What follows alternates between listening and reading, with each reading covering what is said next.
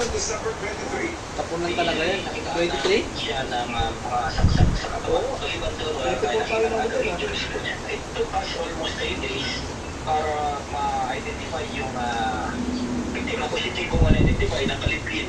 Ayon sa Tagaytay Police, December 22, umalis ng kanilang bahay sa Quezon City ang biktima para makipagkita sa grupo ng mga lalaking katransaksyon dito sa negosyo.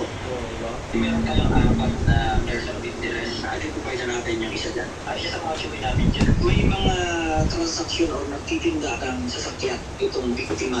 Isa yun sa posibleng tinitingnan nila sa nagmagaling umalis ng gabi na yun. Recently siya na dinidispose or tinatransact na sasakyan.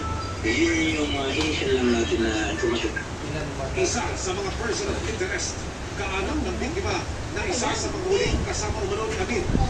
Hindi natin makakasaan na pinirasa yung ating biktima pagkusa ay para sumama siya mismo doon sa sasakyan. Hawak ng pulisya ang mga CCTV video na kuha sa magkakaiwalay na lugar sa loob at labas ng Metro Manila noong gabi na pulisyang nakitang buhay.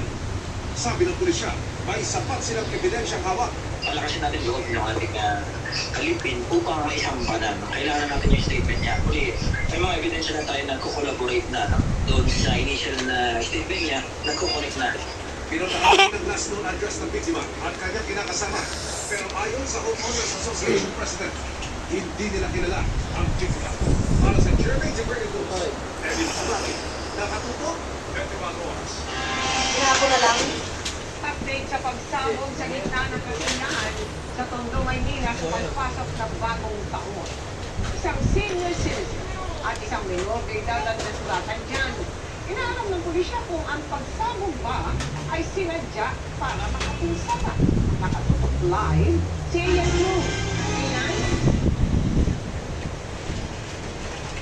Well, makikita nyo nga dito sa aking likuran yung ilan sa mga tahanan na napinsala dahil sa malakas na pagsabog bunga ng iligal na paputok. Marami rin mga kagamitan ang napinsala sa lugar na ito. Liban pa nga doon sa 2 residente na nagtamo ng minor injury.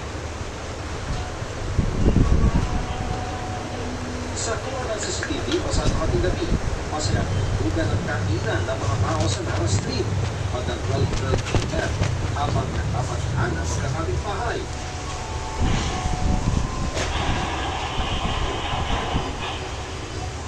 Nagkaroon ng magkasunod na pagsabog. Biglang tumahimik at natigilang pagsasaya ng mga nasa kalsada at sa bahay. At masayang tutugan na palitan ng mga kusina at ilang iyawan kaya nangyari ang napakalakas na pagsabog.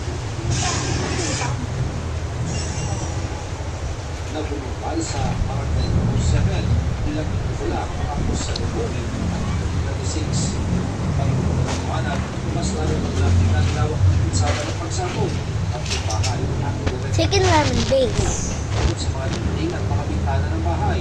Tumapad ang pinsala sa lahat ng bagay malapit sa pinagsabugan. Bukla pa po ng tricycle ng pamilya Palma na pinsala rin ang upo nito. Ito na lang ang natira sa washing machine ng pamilya Palma. Sa lakas ng pagsabog, itong tricycle na nakapagkaya doon sa bandang building, pinagkisag nga ng halos 1 metro at ang ipinagtataka ngayon ng may-ari ng bahay, may nakita pa isang malaking paputok na hindi sumabog sa bubong ng tricycle na ito. Ano?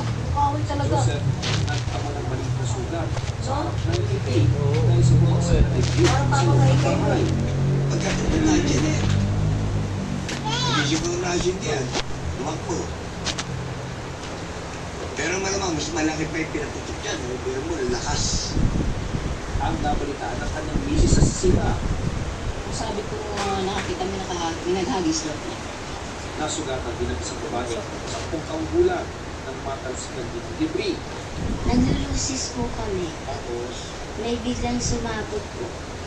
Tapos bigla po tumakbo kami doon. may nakita ba kayo may mga nag-ihit siya ng malalakas na paputok dito? Wala po. Naglulusis lang po kami.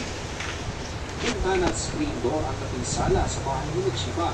Napagdiri ng pagsabog ng ilaw ang kanilang refrigerator. Hindi siya napukuhan ng pagsabog sa kanyang pagtawid sa daan. Kumano namin parang Pero nasa po mga tricycle. Nabingi siya konti. Tapos, yung ano yung talak ko, yung dito ko kasi